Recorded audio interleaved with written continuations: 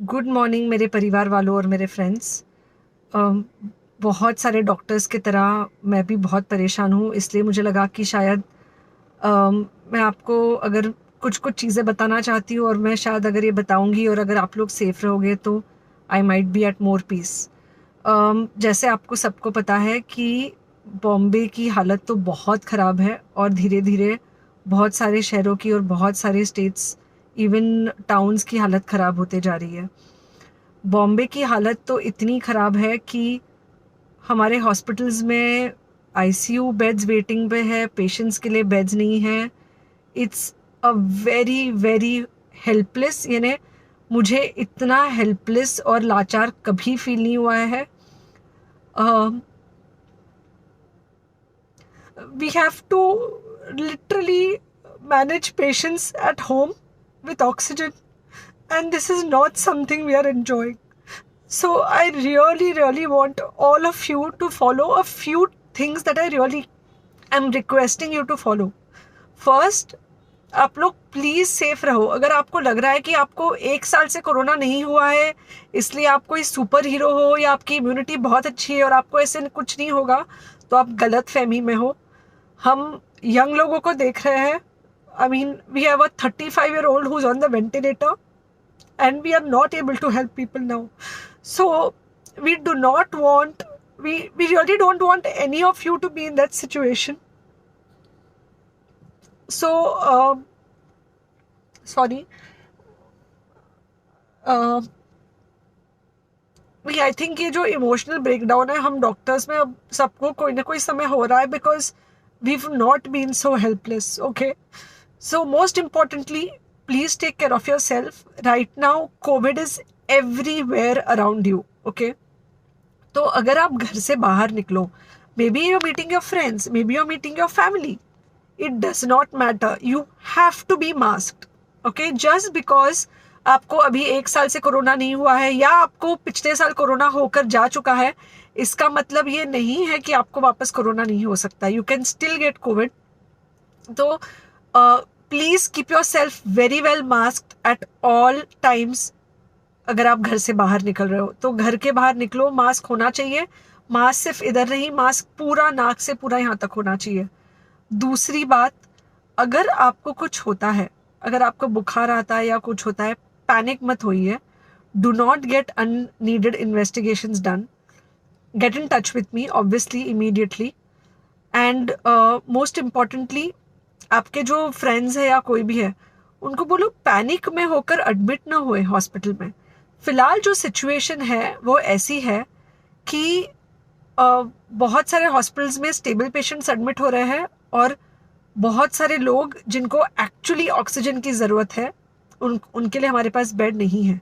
In fact हम लोग घर में लोगों को ऑक्सीजन देके मैनेज करने की कोशिश कर रहे हैं, और ये हमने पहले कभी नहीं किया है कि हम इतने सारे लोगों के लिए बेड्स ढूंढ रहे हैं, इतने सारे लोगों को घर में मैनेज करने की कोशिश कर रहे हैं। So please leave beds for people who actually need it, who have pneumonia, who need oxygen, and who will need to be under very close medical care.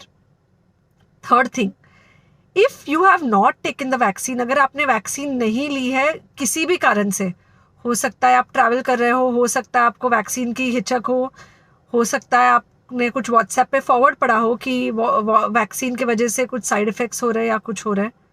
It's untrue. Please take your vaccine.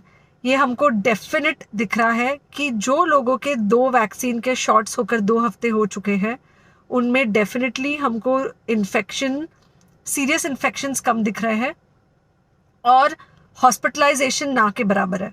So the vaccine is definitely helping. Okay, so take care of your self. Do not take COVID-19 lightly. Please pray for the people in the hospital, and please pray for the families and the caretakers of all these people in the hospital.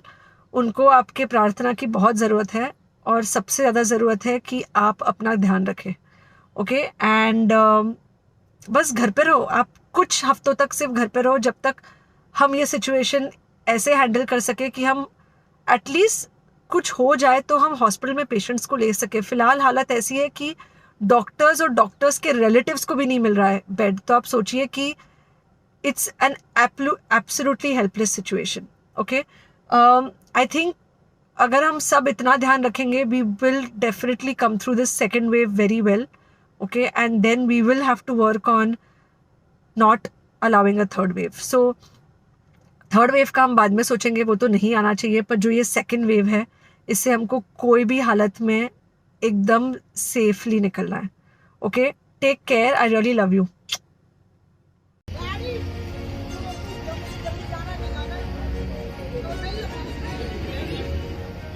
अगर मैं सीधी पड़ी और public सीधी पड़ गई ना, तो हमारा मुख्यमंत्री है, हमारा प्रधानमंत्री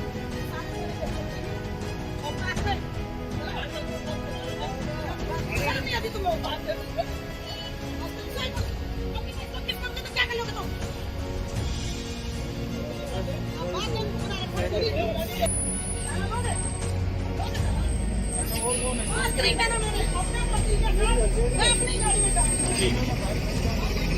क्या होता है बताना जरा. और चलती हुई गाड़ी को आप लोगों को आपका अधिकार है. बंद गाड़ी में हम बैठे हैं अभी. कौन से उसके तहत आपका अधिकार है? नहीं आपका कौन से उसके तहत अधिकार है? तो समझ नहीं आ रही, मैं बंद गाड़ी में अपनी बीवी के साथ समझ आ रही है. आपको नहीं आ रही, आपको नहीं समझ में आ रही है हमारी. आप मास्क लगा के नहीं लगाएंगे लोग, क्या करोगे?